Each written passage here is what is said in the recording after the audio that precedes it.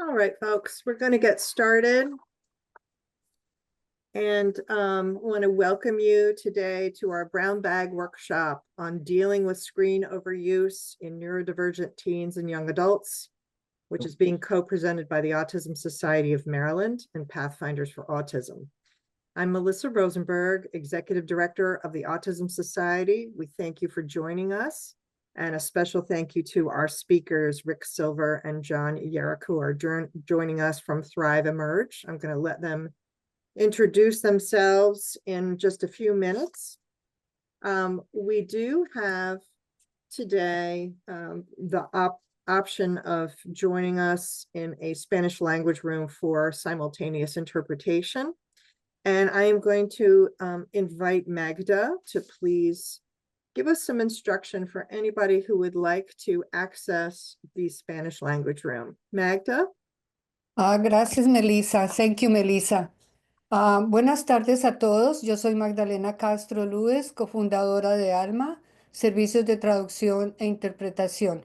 Bienvenidos al seminario sobre el uso excesivo de pantallas electrónicas en las personas con autismo. Bienvenidos. Entonces, las personas que desean escuchar la presentación en español lo pueden hacer yendo a la parte de abajo de la pantalla, hacer clic en el globo y escoger la opción español. O también puede ir a los 3 puntos y lo mismo escoger la opción español. También quiero recordarles a los participantes que mantengan sus micrófonos en silencio y las cámaras apagadas para evitar interferencias en la presentación y la grabación. Si tienen preguntas, pueden hacerlas en el chat del Zoom y al final serán contestadas. Ahora los dejo con Alicia Ardila, quien va a hacer la interpretación simultánea del seminario. Gracias. Melissa. Thank you, Magda.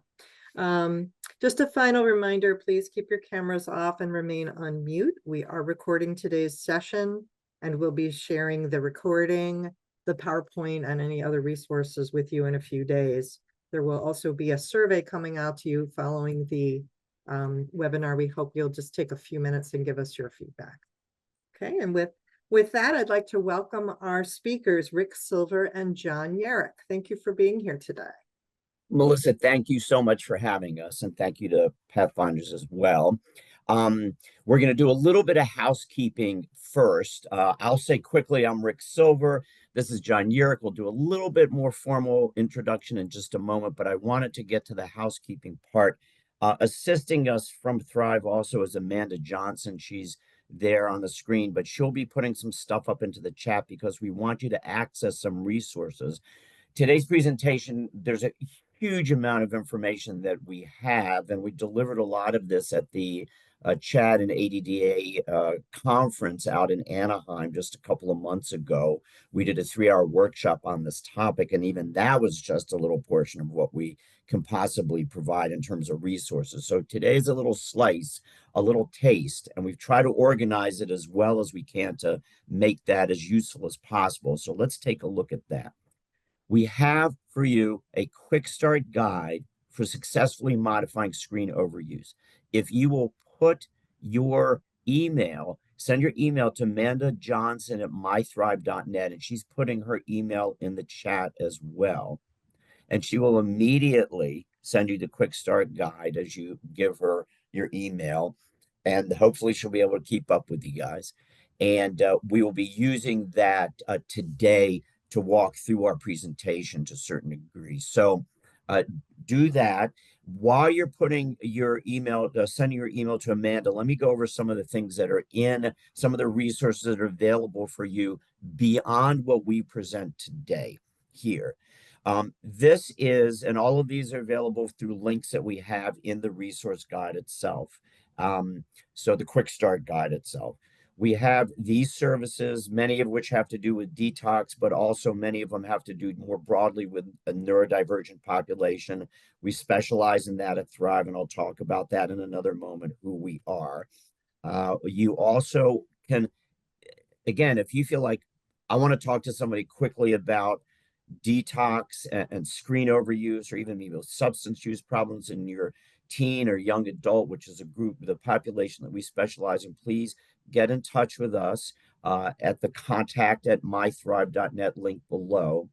And we'll get you linked up with either John or me for a quick 15-minute consult to get you rolling on whatever you need to do to help begin to change problematic screen overuse behaviors in your teen or young adult.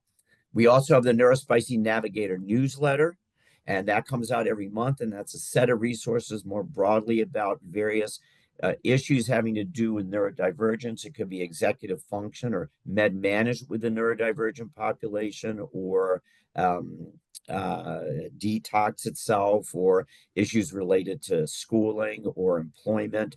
So it's full of good resources every month. So let us know if you'd like to get that. The last thing I want to point you to is a lot of what we have is compiled in 2 different workbooks. Now, these are for purchase, but they have a lot of assessments in them, some of which you'll see today, but we can only get a few in this conversation today. A lot of assessments that can help guide you through the work that you might want to do with your kids around screen overuse. And the $20 is a shortened version that we did for this presentation today. And that's 19 pages. But I would urge you to do the big one, which is the one we provided at Chad Anaheim. It's 66 pages, and we dropped the price on this one for you guys since you're participants today. So you get a lot more for a little bit more money. So think about utilizing these resources. We provide free resources to people because we realize people are starting at different places in terms of their interests. And we have a whole lot of other things that we can provide you with at various levels of cost, depending upon where you are and your readiness to get rolling with things. Okay, enough of that sales stuff. I also wanted to say, you can't see it very well here today, but I'll do this. It's okay to be different t-shirt that I wore today, which my 2-year-old grandson highly approved of because it has dinosaurs on it. So I wanted to wear the appropriate clothing for the presentation. All right, let's keep going here.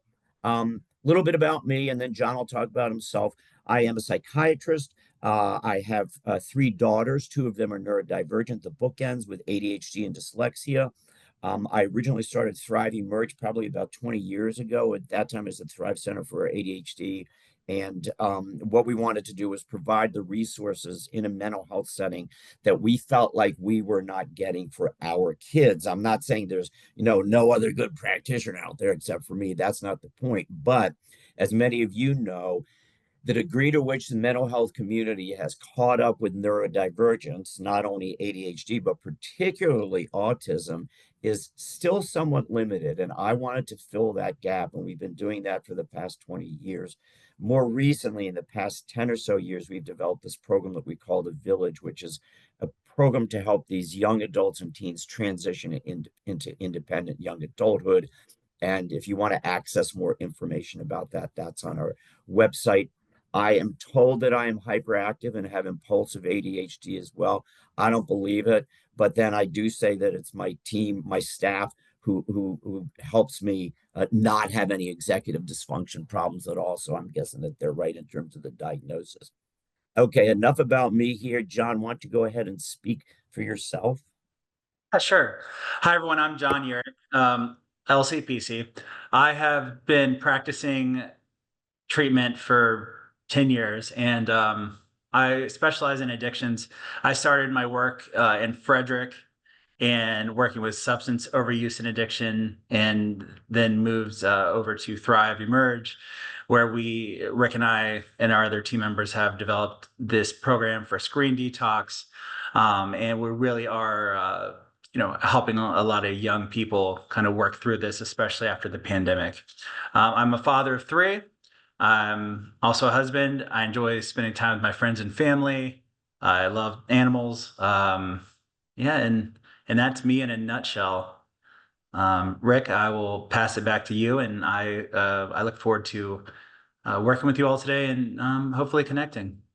Thank you, John. And I'm just checking in with Amanda real quickly to make sure that folks are getting their workbook. So I know she's working as quickly as she can, but there's a large number of you. So All right, so this presentation, you will get this slideshow as well, and this is the one that we used when we were out in Anaheim.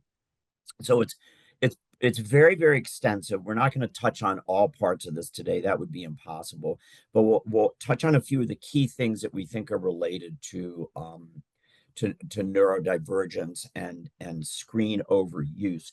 I want to make two key points here. Oftentimes when people come to us, I talk about the iceberg and what's above the waterline and what's below the waterline. And the first thing that most of us want is like, give me the quick answers, give me the tips. I got to get started now. I need something that's going to work well for me. Tell me what that is. And those are sort of the tips and tools and hacks that we can offer you, which we will do as part of the presentation today. The most important thing, though, is to think about your role as a parent or a partner in being an agent of behavior change. Because ultimately, as John's going to talk about, dealing with overuse behaviors is not just about throwing a few techniques at people. It's really looking at what are the underlying causes that drive these problematic behaviors, and then how do we begin to help people change? We all know how difficult it is to change our habits, even not even in addictions, but we eat a little bit too much food, we don't exercise enough. We all know how hard it is to stick to the New Year's resolutions. So if we're going to partner with our children, part of becoming an effective partner to them is learning some of the basics of good behavior change. So we're going to touch on that today as well. Now, let me see where we are with this. I'm going to skip a few slides here because it's going to be more than we want to deal with. I'm going to touch on this one briefly. We include this in all of our materials, whether it's viewed like this or written. We like people to think about, why am I showing up today?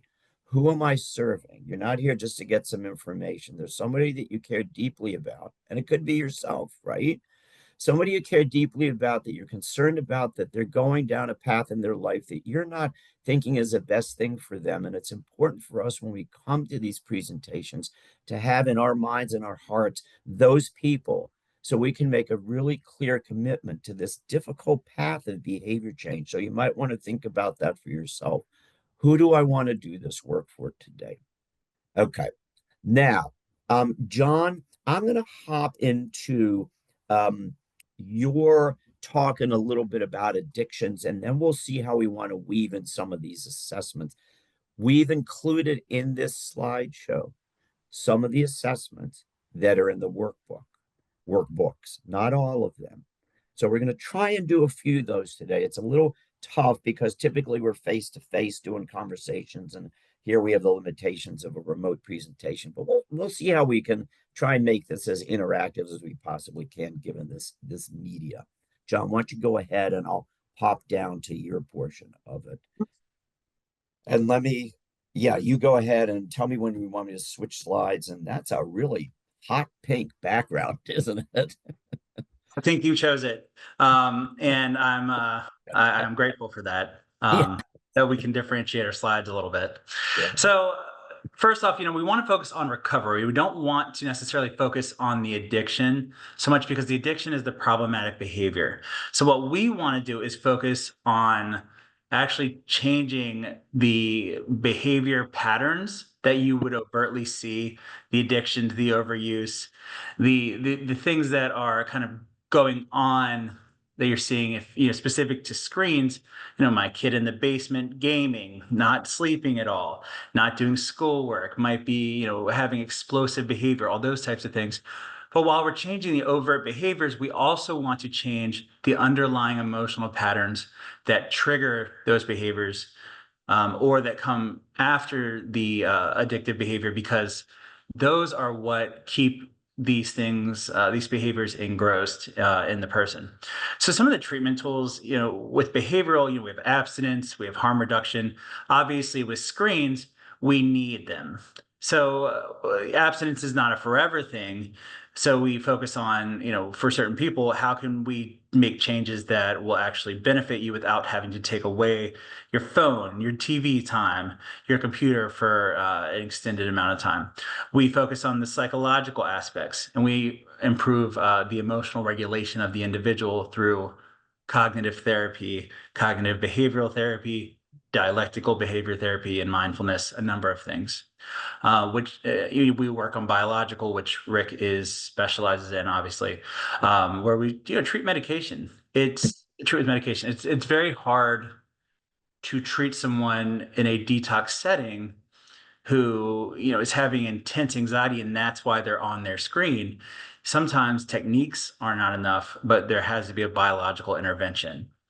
And John, then I'm going to hop. Can I Yes. interrupt here for 1 second and Please. hop in? I know we do a lot of back and forth here. I Yes, want to touch on the biological for a moment. Okay. please. Usually we have more time for this kind of thing, but I want to establish some key ways that we think about these challenges. Okay.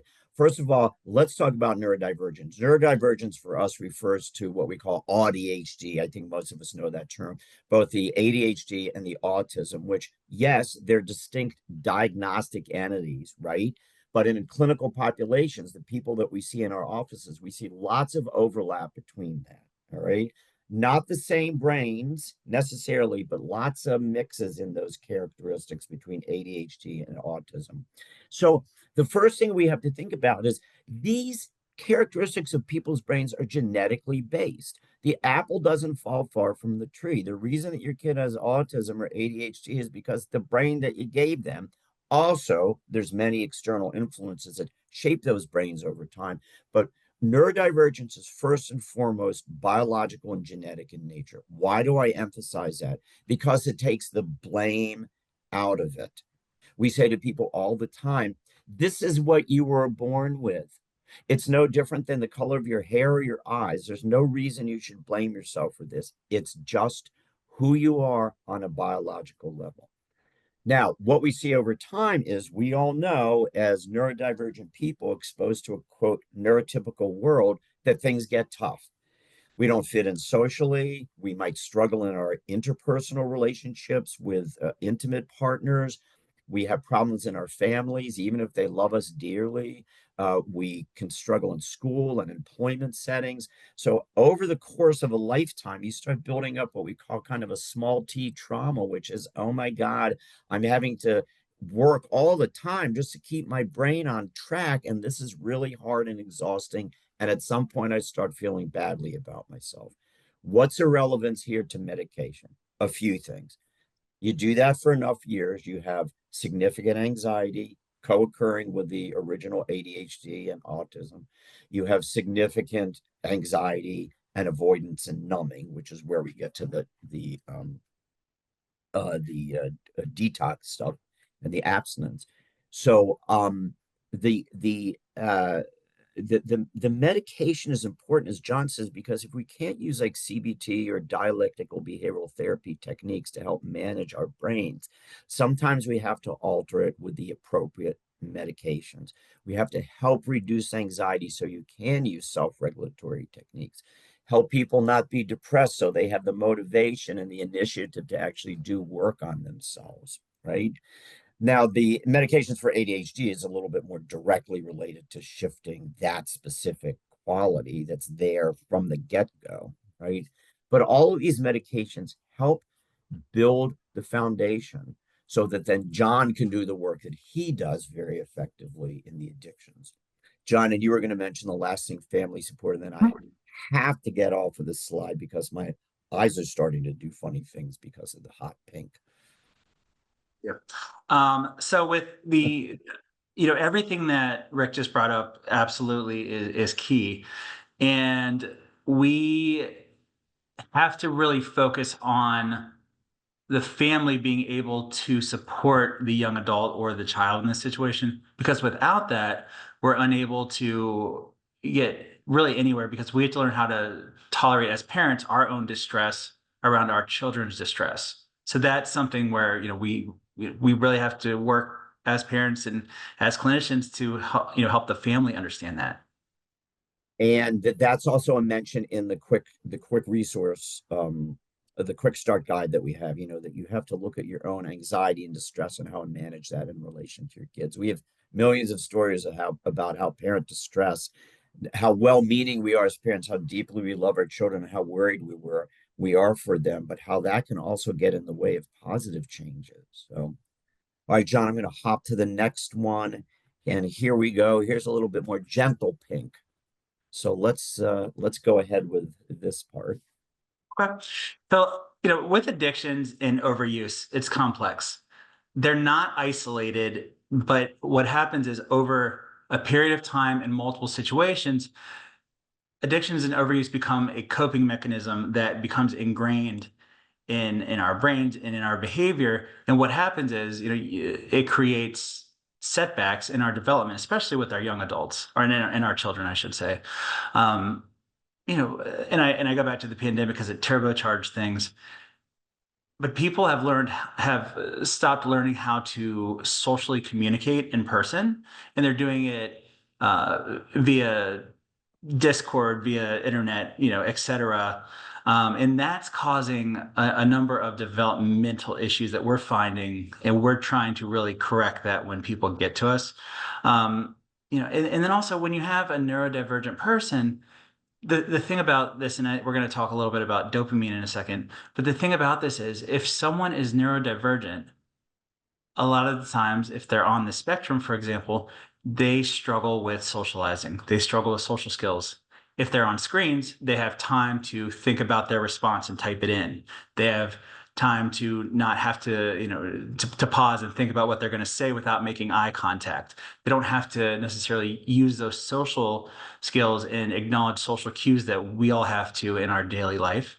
And then on the other side of this, if someone has ADHD, that impulsivity that they feel, screens can be so immersive that it's stimulating enough to where it just hooks them in because it satisfies that need for stimulation.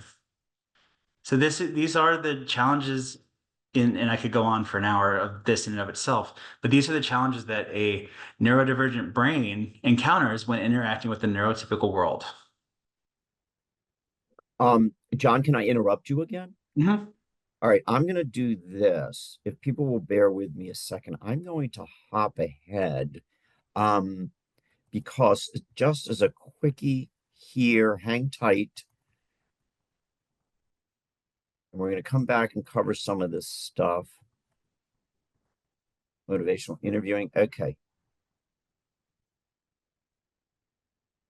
Okay, we got that. Okay. In this slide, this is in the slideshow, so you'll see this. Here's some of the ways that neurodivergence interacts with screen use to make it more problematic. And you might want to take a look at this when you get the slideshow, but we'll walk through some of these things. So ADHD brains, very stimulus seeking. So they're going to be very drawn to the excitement and the intensity that is built in intentionally by the manufacturers of these games to get these kids as stimulated and hooked in as possible. It's hard if you have problems interpreting social cues because you have a brain that works like an autistic brain and you're not getting satisfaction or feel comfortable with your social contacts. And we're not saying this is inherently bad because there's many people with autism who do have and without autism who do have very satisfying social contacts through the media, but if it becomes a way that you have removed yourself from in real life social learning and enjoyment and are exclusively doing it electronically, then it has become a problem. Emotional dysregulation, screens can be soothing for people. It can be easier than dealing with real life. It's another way of avoiding and reducing anxiety. Rabbit holing, we all know that one. Any of us who have ADHD know how easy it is to get stuck in gear. If the gear shift is supposed to be able to get stuck for certain purposes and move flexibly for other purposes, and our brain just keeps it stuck for a while, we know what the rabbit holing can be about, and we know how easy it is to access all of this information endlessly online. Let me see if there's other few things that are things. John might speak about this too, the contribution of screens to sleep disturbances and so on and so forth. But let me turn it back to you. I just wanted to touch on a few of those things that have specifically to do with the neurodivergent brain and why it makes these screen overuse a particular challenge for this population. John, should I hop here? You go back to your, I'm sorry. Here we go. That was our last slide. Should I keep going then? Slide, please. Okay. So addictions, and addictions is on a continuum. And what essentially happens when someone moves into addictions from overuse, addictions becomes something where the brain is totally enamored with the behavior or the substance. So this is where it takes over. This is when people think of this, they think of a family member who steals money for drugs. But also think of this as a kid who can't get off their screens. And when you try to take the screens away, if you have a young child, I mean, well, I say young child, but even a 15, 16, 17-year-old, they throw temper tantrums. They blow up, they curse, they hit, they don't know how to regulate themselves. That is what you're taking away here. So essentially it's hitting the same mechanism of the brain, which is the nucleus accumbens, which is in charge of dopamine and pleasure. So when you take that away, all of a sudden the brain goes into withdrawal. So when that happens, that's why we see these explosive behaviors that are occurring. And then with overuse, you start to see signs that someone's moving towards addiction because they are actually beginning to move to a place where they might be late for school. They might not do their schoolwork. They're unable to be social in person. If it's substances, they're unable to be social without using marijuana or alcohol. They might be gambling online. There might be, if it's alcoholism, they continue to use alcohol despite liver issues. Like when someone shifts, Rick, can you go to the next slide, please? Sure. When someone shifts from, oh, sorry, Susan, I just saw your question. And we can address that later because I can't see the full question, but great question, I could tell. When someone starts into, addictions, it starts with initiation, which is that first use of something, right? When we think of it, we think about the first time someone might smoke weed or try alcohol, but also think about it as this is the first time that someone tries a different game. First time they might go online and try a virtual chat room. Experimenting would be, they get into this chat room and then they're trying that out more. They're trying different games. They're seeing what kind of works for them. Then normal use is, okay, I've done my schoolwork, for example. Let me go ahead and spend some time on screens. So it's still not unhealthy. But then what we started to see is people move into overuse, which in the continuum would be known as risky use, where they're starting to do it more. They're starting to see negative impacts. And, they're moving closer to that dependence/addiction. So once again, overuse, it's easier to change. But if it's not turned around at that point, someone is going to move into, addictions. And that's going to be hard to change because the brain begins to really shift. And we can typically tell if someone is addicted or overusing because we hear more readiness for change from people to stop. They recognize they have a problem and they're ready to make a change. They're still open. And then the brain, which is that nucleus accumbens, pleasure center, it's not hijacked. So you can take away a screen from them and they're not throwing a temper tantrum, going into depression or doing manipulation behaviors with you. All right, Rick, can we go to the next slide, please? Sure. And quick housekeeping. If you have not been able to access your quick start guide yet, Amanda's going to put her email into the chat right now. Again, if you send her your email, she will go ahead and send you the quick start guide. And she's been good at getting that out to everybody. All right, John, go ahead. Mm-hmm. Of course. So our program of abstinence versus harm reduction, we prefer abstinence because of a lot of the times with the young adults that we see in our village program, they need this because there's not a whole lot going on. They may not have jobs. They may not be socializing. School grades might not be good. Or they've just been really stuck in all those areas. So what we typically do is we will take about a month to prep for a detox. The detox is where someone takes 8 weeks minimally to stop screens. All right. After that 8 weeks, we go into what we call reintegration. And this is where we slowly reintroduce screens. And we don't even reintroduce all screens. We try to pick which screens a person needs or they want, but also actually look at them from a healthy standpoint and say, hey, do you actually want this? Will this actually be beneficial? What happens during the 8 weeks is the brain actually resets. The nucleus accumbens is no longer hijacked, which allows for the person to actually think logically and think about facts. Typically what we've seen is at this point, someone has been able to take a step back and look at their future and look at what's actually going on to make those decisions. The challenge is that we legitimately are dealing with someone that, will find any tablet in the house, will sneak down and watch TV late at night. They'll do all kinds of things to try to get their fix. We're fighting against someone who's addicted. So in your mind, just replace alcohol or marijuana with screens, and you're fighting all of those same battles. Now, in the 8-week preparatory phase, one of the main things that's going to happen is that, and this is important, whether or not you access the work that we do, the detox program, this is important because there's a lot of parents and a lot of families who are going to try and do and should do a lot of work on their own to help modify these problematic behaviors, right? So during the 8 weeks, what John is doing with our other colleagues is helping the parents get ready from their standpoint to help to be good behavior change agents with their kids.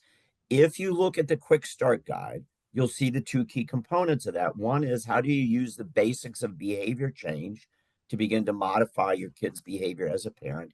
And then you also see getting started with these tips and practical techniques. You have to have some very concrete things that you do, not just principles of behavior change, but very practical things. So these are the things that John begins to put into place in the program. But the parents, whether or not you see us, the parents should begin practicing these things with their own kids. So if you want to take a look at the quick start guide using the basics of behavior change, you can see the kinds of elements that are there that form the foundation of you being a good change agent with your kids. John, please go ahead. Rick, can we go to the next slide, please? Yep. Thank you. So harm reduction, this is what I would recommend you do at home versus abstinence. Try to do this and then see where you go. What we do here is we look at where do they use screens, when do they use screens, and what are they using? And we try to just reduce these things, these different types of screens down to where, there's not as much harm, aka harm reduction. So we do that because the young adult's going to be, or child's going to be more likely to accept this, and it allows that since we all have our folks here, it's going to be more likely to allow you to actually see, can my child stop with harm reduction and not have things get in the way? If this is something that is a struggle, then we start to see more serious patterns. And that's where you would really want to look at getting help, because you don't know what type of risk there might be underlying. The challenge with harm reduction is that the addiction, or overuse, it never fully stops, but you're also teaching them to be functional. And this is where screen usage is different from the substance use, because if someone's an alcoholic, you stop them from drinking, right? Or they choose to stop drinking, and then they work a program and they work really hard and they get in recovery. Like, I think it's agreed, when they're thinking healthy, they should never drink again. When someone is using screens in an unhealthy way, you almost have to treat it like an eating disorder and an addiction mixed together, because you have to reintroduce screens, because it's 2025 now. And, unless you live, I don't even know where you would live, you have to have a screen. You have to have a phone. Even if it's dumbed down, you have to have some type of technology. And the value of the abstinence, again, if that is something that your kid would need, the value of the abstinence, just reinforcing some of what John said, is, there's 2 key players here. One is doing biology a little bit. Here's your prefrontal cortex. This is the home of your executive functions. This is the part of the brain that looks at everything that we need to be able to do and picks the most adaptive behaviors that we should be using to live a healthy, satisfying life. Okay. And then there's the limbic system, and the nucleus accumbens is part of that whole emotional network inside of our brains. The connectome that we talk about connectomes, how the different parts of the brains talk to each other. Limbic system is part of that connectome, and the nucleus accumbens governs our seeking reward. And what happens in the neurodivergent brain is the prefrontal cortex isn't strong enough.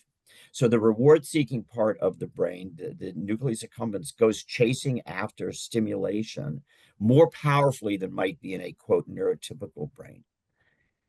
And it gets hijacked. It gets altered by its addictive behaviors over time.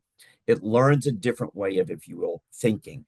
So what happens with abstinence is you unhook and you allow the prefrontal cortex to come online more. And we see this in the kids who've gone through abstinence. They'll say, my thinking's more clear. I can kind of step back now in a way and problem solve in a way that I didn't before. I feel more resilient. I think I can do life a little bit more effectively and not have to keep running from it. So when you really give the brain a chance to heal and recover and learn new patterns, you begin to see the power of the prefrontal cortex to create an effective response to life. You see that coming on board more and more with abstinence. That happens with harm reduction too. It's a little bit slower to do it that way. John, please go ahead. Could we have the next slide, please? Sure. Thanks, Rick. So ask yourself, which of the following characteristics of addiction or overuse does your child struggle with? Is the use getting in the way of normal functioning at a severe level? Are they continuing the behavior despite awareness of the consequences? Are they avoiding school or work to play video games? Are they unable to be social without video games, without screens? We say marijuana or alcohol in this slideshow as well. And, are they having severe financial consequences because of this? There's all these pay to earn type of games now. There's eBay Live. There's all of these different apps you can get on where, you get to bid on things, and that is firing off dopamine rapidly. And it's crushing people's credit card. It's taking money out of their accounts, all because, they're in a chat room. They want to be part of something. And I encourage people to actually stay away from those types of things overall, for the record, just because it really caters to impulsivity and people that are neurodivergent. And I'm sure in this audience, there is more than one family who's attending today who's had the experience of a kid stealing a credit card or even using their own money, perhaps, but spending hundreds, if not thousands of dollars on accessing electronics. So it's not an uncommon story. We see this all the time. So yes, we do. Yeah. Far too often, unfortunately. Yeah. So essentially, with screen addiction, it's the inability to function without the use of screens or technology. Rick touched on this earlier. Technology is being presented to us in a way that is truly based on use. It's based on time. It's based on views. It's based on clicks. Everything like that. They want you to be as immersed as possible. Some of the forms of this, with social media, Facebook, Instagram, Twitter, and TikTok, video games. Some of they're so immersive now that you even have the 3D, not 3D, I'm sorry, the virtual reality goggles. And I know I'm butchering, it's not goggles, but the virtual reality glasses you put on, headset, and it's totally immersive. And what that's doing is that's driving artificial rewards that actually don't make a change in the young person's life. If you're upstairs and your child is up or down in their room and they're playing a video game and they've just beat a level, they're very excited about it. If you're upstairs and your child's downstairs playing a video game and they get beat by one of their friends or they lose something, they're very upset about it. You as the parent get to deal with that. Nothing in their life has actually changed, but they feel that way because of the artificial reward system. With smartphones, studies are showing increased phone use at alarming rates. More and more people now are checking their phone while they drive. I can't say how many people I drive by personally. And they're just on their phone texting or talking or watching videos. And then also you have content streaming, Netflix, YouTube, Hulu, Apple, I mean, all of them. There's a reason that once you finish one video, the next video starts to load. It creates a avoidance of life. It creates an immersive environment that keeps you or your child or everyone, the entire family sometimes, unfortunately, really zoned in on what's going on with the show. And then, you know, your real life is falling apart. Yeah. Let me do another biology sidebar here. There are two times in a person's life where the brain is, besides in utero, where the brain is in an intense period of physical development, 0 to 2 years, where we see the foundational emotional patterns developing for a kid that will allow them to be an emotionally healthy person for the rest of their lives, hopefully. And then again in their teen years, when we see a huge overuse of screens. What are the screens doing? The screens are preventing the development, the next phase of development, the level up, if you will, biologically of the brain, and the psychological coping patterns and the resilience that comes from that intensive brain development. The screens are preventing that from happening. So instead of good, solid development, your kid is getting Swiss cheese development in their emotional and life skills, okay? Because of the screens. So we have to be aware that in our young teens, we have to be particularly thoughtful about how do we begin to switch some of these patterns. I so applaud Howard County Public Schools for taking cell phones out of the schools. It should have been done a long time ago. It should be done across the country. How you can teach to a classroom full of kids who are holding their cell phones is beyond me, but I think we're headed in the right direction because we're really beginning to understand the degree to which these electronics, for all of their benefits, and they're here to stay, obviously, but for all of their benefits, how detrimental they can be for our kids' development in the long run, emotional and social life skill development. John, next slide. Sure. Okay, we did nucleus. Yeah, right? we can go to next. All right, John, I'm gonna ask you, if you will, and entertain me here. I'm gonna ask you to pop to the SAOA, the Screen Addiction Overuse Assessment. Okay. And now this is here in your slideshow.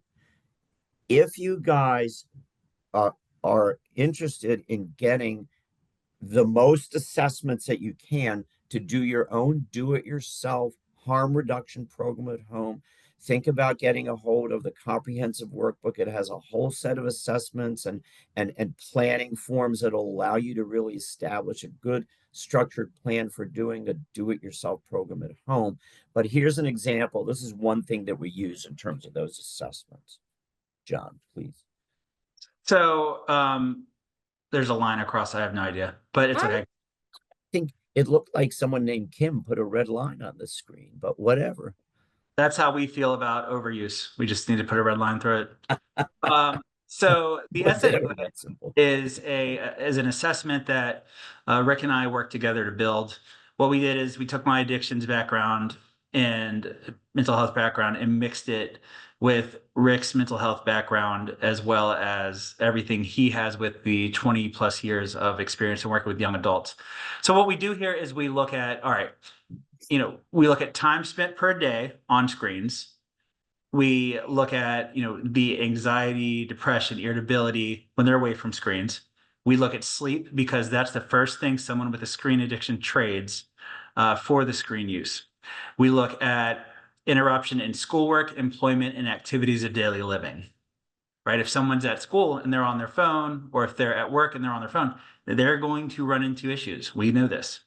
We look at, social support. So is there actually a real life social support system in place? We look at how many times are they picking up the phone, checking it, checking social media, gaming, are they putting themselves in physical harm's way while they're driving, for example? It's okay, Kim. No worries whatsoever. Worst things have happened. we look at, have they tried to cut down on their screen time unsuccessfully, the same as we would as with any type of addiction. And then we look at, has the physical health suffered due to the screen time? What happens with people that never move? Diabetes, obesity, high blood pressure, arthritis, and the list goes on. Rick, can you go to the next slide, please? Then we look at your view, their view on, has their mental health been negatively impacted due to the screen usage? So we're trying to figure out, do they see a problem? Then we ask about suicide. And the reason that we ask about suicide is early on, Rick and I were doing a detox, and within 24 hours of the detox, the person began to be suicidal, and we had to take action and to get them safe. So we know we have to look at this, and if of course if the answer is yes, then we as mental health practitioners have to take the next steps to make sure that person's safe, because a person needs to be safe to be able to get better. We asked, do you ever fantasize or have thoughts of homicide due to screen usage? Some of these games, such as Call of Duty, they're so immersive in violence and so graphic that it allows people to kind of role play different fantasies, and it numbs them to violence that may occur, while also releasing dopamine to that violence and getting their blood pressure up. So it really pushes that, it pairs violence with pleasure, which obviously we don't want that. And then, do you sometimes feel that you live in a reality that's created by games? Or virtual worlds. We are looking for video game psychosis there. A lot of the times, the numbness that we feel, people spend so much time and lose so much sleep that they are actually spending more time in the virtual world. And picture your kid in a basement, completely dark, and with a big screen in front of them, headset on, it's so immersive. If they spend more time in, for example, Roblox, in a world that's fully square, I believe, or rectangular, they're then going to start to live in that world more than they live in, Earth, essentially, at least in their brain. Like, I know they're not physically going to that virtual world. Do you ever experience panic, anxiety, or hyper awareness in game-based reality? How hyped are they getting while they play? That's what we're looking for there. Are they panicked when something like happens, or they like fall off a cliff or something when they're playing? We need to look at these things. And then we also ask, with any other addictions, we would ask this too: has a medical professional told you to take a break or slow down? So, are we the only ones thinking this, or has it been said before? And then we ask, which medias are most problematic for you? So we're looking at a number of different things here in the SAOA. And Rick, could you go to the next slide? I think that. Yeah. Yes, I thought that was all of it. So, the SAOA we designed to really get a feel for the person that we're going to be treating, and seeing, when we look at the types of media that are most problematic, if we do a detox, we need to know what we need to essentially take away and then replace. This also allows us to look at, for example, if someone has an issue with internet gambling, we would also probably recommend that person goes to Gamblers Anonymous. We want to treat a number of things. All right, Rick, go John, ahead. let me do this. We have I know about we're 8 minutes time-wise. here. A couple things. One, I wanted to just make sure before it slips my mind, I want to give a shout out to all of the advocacy organizations that are involved, the ones that we're most familiar with neurodivergence specifically, and then more generally with mental health. I think of Pathfinders, I think, as well as, what used to be Howard County Autism Society, but just generally the autism societies. CHAD, Children and Adults with ADD, ADDA, which is Attention Deficit Disorder Association, and NAMI as well, National Alliance for Mentally Ill. All of these groups have, many of them have national, if not state and local organizations. They are staffed by folks just like us who have been touched deeply by the neurodivergent journey, and by people who are very committed to sharing their experiences, their resources for other families who are trying to get through a very challenging, but can ultimately also be quite rewarding time dealing with our kids and helping our kids with neurodivergence. So my shout out to the volunteers and all of the staff at all of these organizations. And please, if you're a newcomer to these, please think about accessing these groups. They are incredibly helpful. They provide this kind of education in many topics related to neurodivergence and mental health, and they make a huge difference in all of our lives. So my thank you to all of them. Now, let me also ask John, are you seeing, I'm not looking at that part, are there questions that we want to try and answer in this last segment? I can see a couple. There are several, Rick and John, about what can people replace screens with? What would you recommend? Some of the things that might be substitutes, replacements as you go through the detox. Right. And take a look at your quick start guide. There's some tips in there, and there's also more tips in the for purchase workbooks that we have. But John, please go ahead. Right. What you want to do is when you take away a screen, you want to look at what are you taking away there. And this is where, really comes back to being a change agent with your child. You want to figure out what are they going to be missing and how can I replace it with something that's healthy. So if you say, all right, you know what, we're going to take away your computer, and that means they're going to lose their online network of people that's all over the world, we would want to go ahead and help them figure out, how do I build an in real life network? That would be big.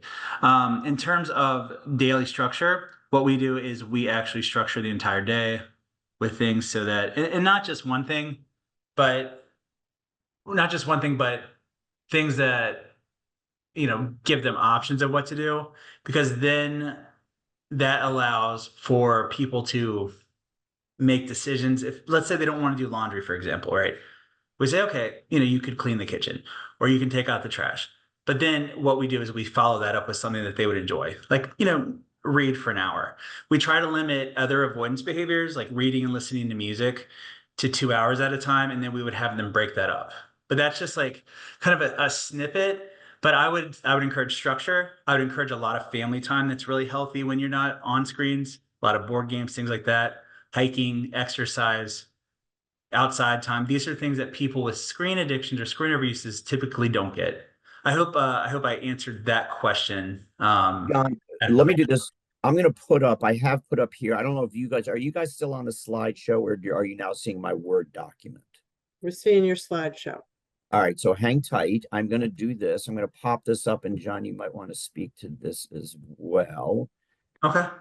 This just gives you a little bit more. This is from the Screen Overuse Workbook, and this is a specific resource that speaks to the question. So, John, I don't know if you want to take a quick look at those and sort of put a yellow marker on any of them.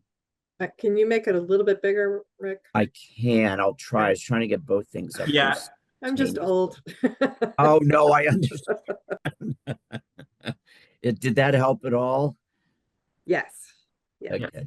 So what I would say is this: if you're going to do the harm reduction method at home, work with the young adult to plan this. You're collaborating. I always tell people when I start doing therapy with them, picture us in a canoe or a kayak, and I hope to God they know what a canoe or a kayak is, because I wouldn't know what to say after that. But we have to paddle in unison, in collaboration. Otherwise, we're just going to go in circles. So involve your young adult or your kid in this process, because set up like, okay, these are the limits. If you don't do your schoolwork, you don't get 2 hours of TV time. If you lie to me about it, then there's no TV time or whatever it is for 3 or 4 days.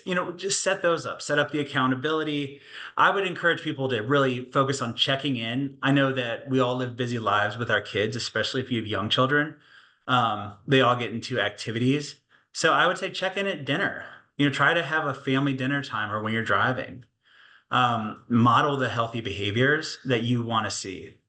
If your child, and look, no one's perfect. if your child sees you explode, then you are modeling to them, okay, that's how I deal with things. But if your kid sees you take deep breaths when you get upset and talk and really try to process, then they're going to want to do that. So there's a number of things in here that would be beneficial for sure. Yeah.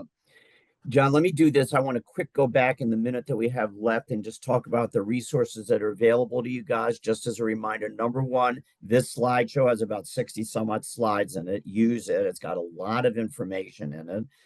Secondly, if you think I want to get started on my do it myself program, but I really don't know where to begin, and I have a few key questions, you can set up a free 15-minute consult with John.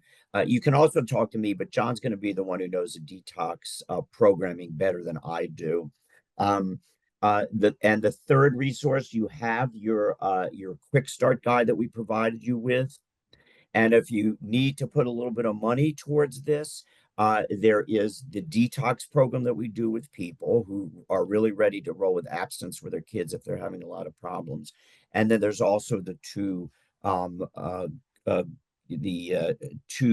workbooks that we have that have lots of assessments that can support you in a do-it-yourself program at home. Gave you a little bit of taste of what this whole field is about. I'm sure people have many, many more questions. Please get in touch with us.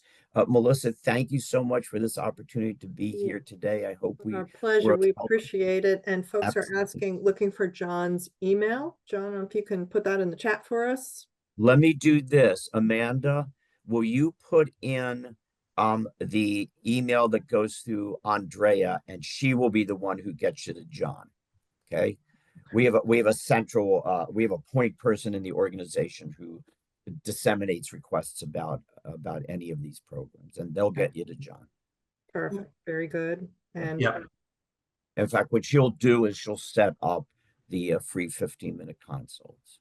Mm-hmm. And if you want to make me feel good about myself, you can ask me to do a free consult with you too. You know, this is all about boosting my ego. So anyway, but John's a go-to guy for the detox. Yeah, and I just want to say I really appreciate everyone spending the hour with us and hearing about this, because it is something that we're seeing more and more impact. We were seeing it before the pandemic, but then the pandemic really turbocharged this because, you know, I mean, you all probably watched your kid or young adult try to do schoolwork from their laptop. It never works because they just click on something else. We saw the same thing with trying to do just telehealth therapy. So we get it. And, you know, we'd love to help you all in whatever capacity we can. Absolutely. Yeah. thank you all so very, very much. We appreciate it. And thank you again to our friends at Pathfinders for partnering on this. I know Neil Lichter is on. Thank you, Neil, and your team. And give us a couple days and we'll be sharing the slides, the recording, any resources, and look for a survey coming to you in just a little bit here. Provide us with your feedback, and we look forward to seeing you at the next presentation. Thank you very much. Thank you. Bye-bye.